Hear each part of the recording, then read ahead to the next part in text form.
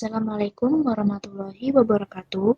Kami dari kelompok 5 akan mempresentasikan artikel jurnal dengan judul Digital Corporate Reporting and Value Relevance Evidence from the US and Japan.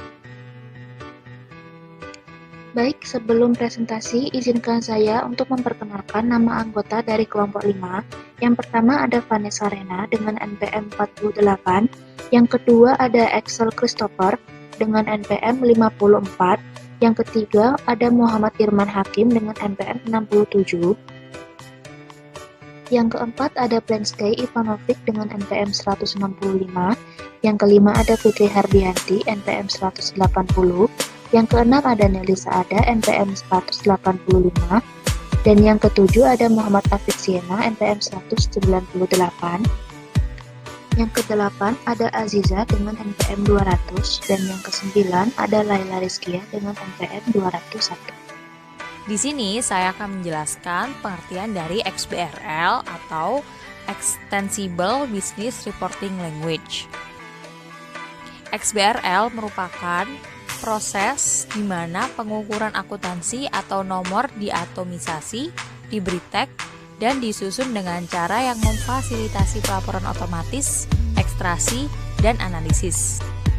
Pentingnya dilakukan penelitian menggunakan sistem XBRL ini, yaitu untuk mengukur apakah ada manfaat dari sistem pelaporan keuangan perusahaan secara digital, apakah laporan keuangannya sudah sesuai dengan apa yang diharapkan. Di sini saya akan menjelaskan mengapa minat dari sistem XBRL ini sangat sedikit, karena biasanya pelaporan digital dan XBRL ini hanya dilaporkan kepada regulator saja. Lantas apa sih regulator itu? Regulator merupakan otoritas publik atau badan pemerintah yang bertanggung jawab untuk menjalankan otoritas otonom atas beberapa area aktivitas manusia dalam kapasitas pengaturan atau pengawasan. Maka dari itu, pemangku kepentingan termasuk pengguna merasa mereka belum mendapatkan manfaat dengan adanya sistem XBRL ini. Lantas, alasan khususnya yaitu pelapor telah melihat pengajuan laporan perusahaan dalam bentuk digital sebagai beban peraturan, sementara pengguna memandang kekurangan aplikasi berkemampuan XBRL yang memadai sebagai penghalang. Studi kontribusi XBRL. Yang pertama, studi ini memberikan kontribusi kepada pemahaman yang lebih luas mengenai peran lain dari akuntansi dalam evaluasi perusahaan. Yang kedua, untuk menghilangkan persepsi bahwa regulator adalah satu-satunya penerima pelaporan perusahaan digital dan implementasi XBRL. Yang ketiga, melakukan inisiatif pelaporan perusahaan digital dan investasi infrastruktur informasi terkait. Yang keempat, teknologi XBRL meningkatkan relevansi nilai dari ukuran akuntansi yang dipilih. Yang kelima, kontribusi untuk pembuktian peran integral dan transformasi yang dimainkan oleh teknologi dalam komunikasi antara perusahaan dan pengguna informasi keuangan. Yang kedua, pengembangan literatur dan hipotesis terkait. 2.1 Pelaporan keuangan perusahaan digital dan XBRL. Pelaporan keuangan perusahaan digital telah atau sedang dilakukan di seluruh dunia dengan menggunakan teknologi XBRL. XBRL adalah standar data yang digunakan teknologi untuk menghubungkan informasi kontekstual dengan titik data dalam laporan keuangan perusahaan. Implikasi utama dari digitalisasi pelaporan perusahaan adalah laporan dapat dirender sebagai PDF, dokumen HTML. Mereka juga memiliki kemampuan untuk memungkinkan proses berbasis komputer untuk secara otomatis mengekstrak dan memproses nomor akuntansi yang dilaporkan pada tingkat granular. Selanjutnya, 2.2 Bukti dampak pelaporan keuangan perusahaan digital. Serangkaian tindakan terkait pengguna telah dilihat dalam studi yang berbeda, terutama yang berfokus tentang dampak XBRL menggunakan model analisis fundamental. Yang pertama, studi awal XBRL telah menghasilkan temuan yang berlawanan dengan ekspektasi dalam kaitannya dengan pengaruh XBRL pada berbagai variabel termasuk biaya modal, akurasi perkiraan analis, asimetri informasi, lingkungan informasi, dan volume perdagangan. Yang kedua, studi XBRL yang sedang berlangsung menemukan dukungan untuk ekspektasi bahwa XBRL akan mengurangi biaya modal, kesalahan perkiraan analis, asimetri informasi, dan risiko informasi, meningkatkan volume perdagangan, dan meningkatkan lingkungan informasi. 3. Studi XBRL pada fungsi audit. Dalam penelitian lain telah melihat dampak XBRL pada fungsi audit dalam mengadopsi perusahaan dan pengungkapan.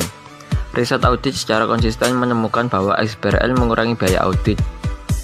Cara penerapan teknologi XBRL dapat membatasi perusahaan praktik pengungkapan, berpotensi mengakibatkan hilangnya informasi. Secara keseluruhan, jelas bahwa penelitian yang ada telah membuat terobosan penting untuk membangun bukti dampak pelaporan keuangan perusahaan digital dengan XBRL. Oke, selanjutnya relevansi nilai dan XBRL. Inti dari konsep relevansi nilai adalah gagasan bahwa ukuran akuntansi dilaporkan oleh perusahaan dalam laporan keuangan perusahaan yang berisi informasi yang relevan untuk penilaian ekuitas. XBRL memungkinkan pengguna informasi keuangan untuk dengan mudah mengekstrak nomor akuntansi laporan keuangan digital dan menganalisisnya. Kemampuan yang diberikan teknologi XBRL kepada pengguna untuk menelusuri angka akuntansi secara efisien meningkatkan aksesibilitas ke informasi. Rezim hukum, relevansi, nilai, dan XBRL. Inti dari pembahasan ini itu tentang peran teknologi XBRL pada nilai relevansi informasi akuntansi. Di hukum adat negara-negara, standar akuntansi muncul dan berkembang sebagai hasil hukum proses dan penerimaan pasar terbuka yang lebih luas. Kontrak antara investor dan perusahaan terjadi di pasar terbuka, dan implikasinya adalah bahwa pengaturan tata kelola perusahaan didasarkan pada model pemegang saham, di mana investor memilih dewan pengatur. Baik dewan pengatur dan pasar bertindak sebagai pemantau manajer. Secara keseluruhan, negara hukum umum lebih cenderung menampilkan perlindungan hukum yang lebih kuat bagi investor, sementara negara hukum perdata untuk pemegang utang.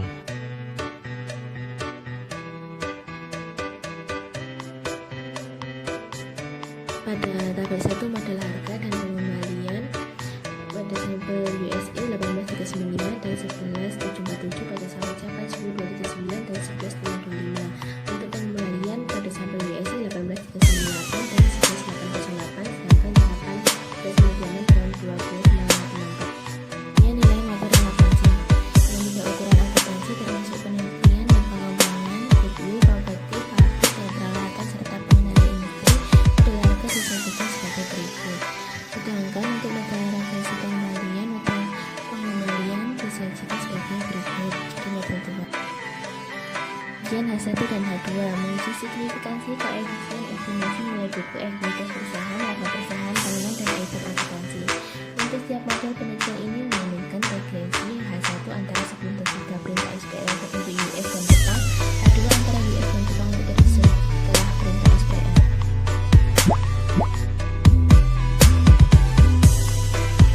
Deskripsi statistik. Ringkasan statistik deskripsi sampel disediakan pada tabel 2 dalam XBRL. Periode mandat median nilai buku ekuitas perusahaan BPS adalah 12,82 dan 11,40 masing-masing untuk perusahaan Amerika Serikat dan perusahaan Jepang.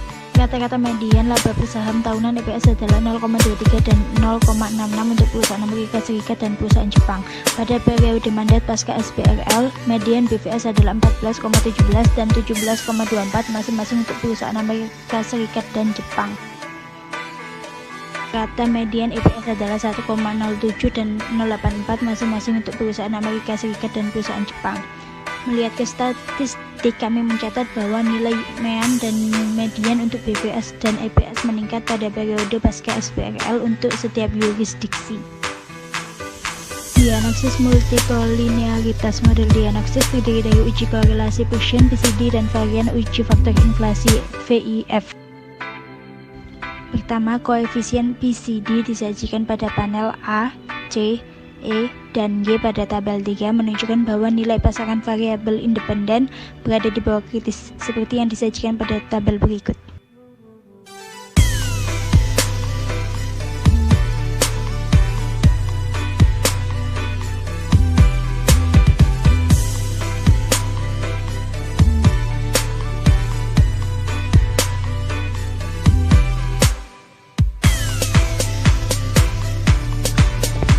Pada pengujian hipotesis 1 ini, penulis memeriksa apakah informasi akuntansi dari setiap jurisdiksi ini lebih relevan nilai dalam periode pasca SBRL atau daripada di periode pra SBRL. Untuk menguji hipotesis ini, kami menilai regresi berpasangan menggunakan 3 kriteria. Yang pertama itu penulis membandingkan besarnya koefisien estimasi untuk BVPS dan EPS-nya dengan 3 item informasi akuntansi, yaitu RDPS, GWPS, PPEPS antara ex-ante dan ex-post mandat XBRL untuk setiap yurisdiksi. Nah, untuk tujuan ini penulis menggunakan status Stay-Weight. Seperti yang ditujukan pada kolom 1-5 panel B tabel 4, ini mengamati peningkatan signifikan secara statistik dalam besaran koefisien yang diperkirakan untuk EPS-nya itu lebih kecil dari 0,001, ADPS-nya juga lebih kecil dari 0,05, lalu PPEPS-nya juga lebih kecil dari 0,001. Dan penurunan secara statistik dalam besaran koefisien estimasi untuk BVPS-nya itu lebih kecil juga daripada 0,001.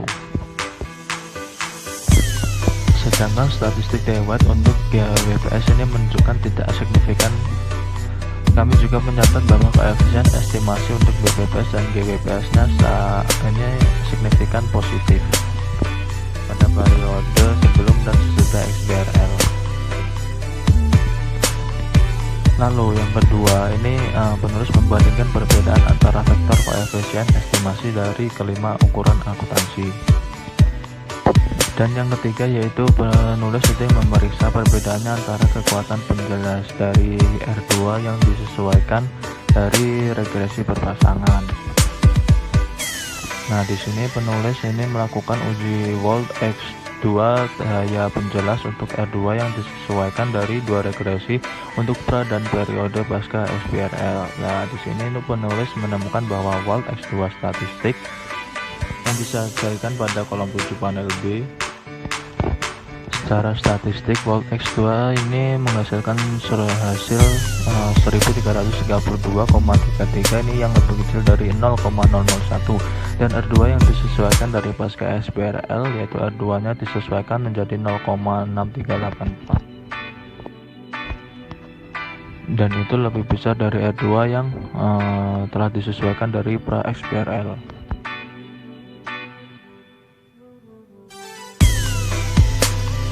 Menurut hasil yang disajikan dalam kolom 1-5 panel B tabel 5 dari pengujian model kembali, peneliti mencatat peningkatan signifikan secara statistik dalam besaran koefisien estimasi untuk EPS. Namun, besaran koefisien estimasi untuk delta RDPS dan delta GWPS signifikan negatif, sedangkan delta EPS dan delta PPEPS tidak berdampak. Statistik Chow F yang disajikan dalam kolom 6 panel B tabel 5 dan statistik Volt X2 yang disajikan pada kolom 7 panel B signifikan secara statistik. R2 yang disesuaikan dari pasca XBRL lebih besar dari mandat R2 pra XBRL yang disesuaikan. Secara bersama-sama, hasil penelitian dari 3 kriteria keseluruhan mendukung H1 untuk perusahaan Amerika Serikat. Maka secara bersama-sama hasil penilaian dari 3 kriteria keseluruhan mendukung H1 untuk perusahaan Amerika Serikat. Untuk perusahaan Jepang, seperti yang ditunjukkan pada kolom 1-5 dari panel B tabel 4, peneliti menemukan peningkatan besaran koefisien estimasi untuk EPS dan PPEPS, tetapi penurunan besaran koefisien yang diperkirakan untuk BVPS. Statistik Chow F yang disajikan di kolom 6 panel B tabel 4 dan statistik Volt X2 yang disajikan di kolom 7 panel B signifikan secara statistik. Periode mandat R2 yang disesuaikan pasca XBRL kurang dari periode mandat R2 pra XBRL yang telah disesuaikan. Jadi, untuk sampel Jepang, peneliti menerima hipotesis 0, artinya tidak ada perbedaan relevansi nilai antara periode sebelum dan sesudah XBRL untuk Jepang. Menguji H2. Peneliti menggunakan 3 kriteria untuk regresi berpasangan untuk menguji H2. 1. Pengujian besarnya estimasi koefisien, 2. Chow F test, 3. Volt X2 test, dan hasilnya dilaporkan pada panel C tabel 3 dan juga 4. Pertama, berdasarkan hasil model harga yang disajikan pada kolom 1-5 panel C tabel 4, terdapat penurunan besaran estimasi koefisien untuk BVPS dan EPS, dan peningkatan besaran estimasi koefisien untuk RDPS dan BPEPS. Besaran estimasi koefisien untuk DWPS tidak signifikan. Temuan ini juga menunjukkan bahwa informasi yang diberikan oleh ukuran akuntansi yang dipilih untuk periode mendat pasca XBRL lebih relevan untuk sampel Amerika Serikat daripada untuk sampel Jepang. Profesi sejarah. Pertama, meneliti menilai ketambahan-temuan hipotesis dengan menghapus laporan keuangan institusi dari sampel Amerika Serikat dan Jepang. Peneliti mengecualikan layanan keuangan perusahaan termasuk rasio utang terhadap ekuitas, laba atas aset, dan Tobin-Skew yang berbeda dari perusahaan keuangan. Kedua, model 1 dan 2 menggunakan harga saham dan pengembalian tahunan yang ditulis pada Edward ketiga. Namun, beberapa penelitian menggunakan saham tersebut dengan pengembalian tahunan pada Edward keempat. Kesimpulan, tujuan dari penelitian ini adalah untuk melihat implikasi dari pelaporan perusahaan digital teknologi pada informasi akuntansi. Penelitian ini juga bertujuan untuk membandingkan relevansi nilai buku ekuitas per saham, laba per saham tahunan, dan 3 perhitungan akuntansi termasuk biaya R&D, goodwill, dan perawatan sebelum dan sesudah XBRL ditempatkan di 2 yurisdiksi utama, yaitu pada Amerika Serikat dan Jepang. Studi penelitian ini memberikan beberapa kontribusi pada badan pengetahuan tentang peran informasi akuntansi pada penilaian perusahaan, juga memperluas literatur mengenai manfaat pelaporan bisnis digital secara umum dan teknologi XBRL. Sekian presentasi dari kelompok 5. Untuk kurang lebihnya mohon dimaafkan. Terima kasih. Wassalamualaikum warahmatullahi wabarakatuh.